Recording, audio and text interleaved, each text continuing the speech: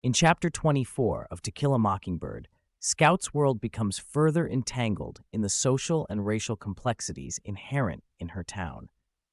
The chapter starts as Scout finds herself automatically included in Aunt Alexandra's missionary circle, a group of women who come together to discuss the plight of the Mistarunas people and fundraise for their support. Scout observes the various characters, notably Mrs. Merriweather, who loudly exempts her local cost-free servant for being upset over the Tom Robinson trial, and even commends herself for her patience with her sulky behavior. Hearing Mrs. Merriweather's self-aggrandizing condescension, Scout begins to understand the deep-seated racism embedded into society.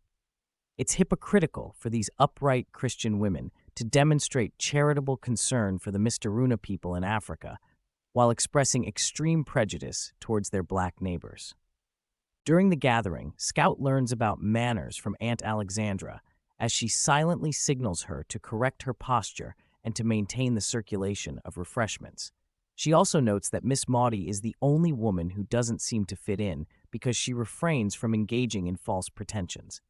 Just as Mrs. Merriweather is praising Atticus for his work in the community, Atticus arrives with a tragic news: the death of Tom Robinson, who was shot 17 times while trying to escape from prison. Scout watches as Aunt Alexandra composes herself after learning the devastating news and proceeds to serve the guests with refreshments as if nothing happened.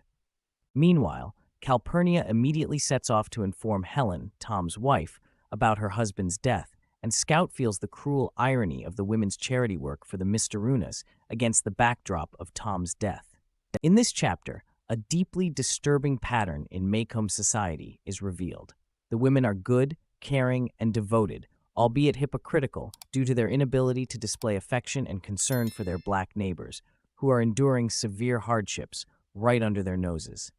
Harper Lee uses this chapter to further demonstrate the hypocrisy and deeply rooted racism and injustice in Maycomb, challenging the readers to question societal norms and injustices.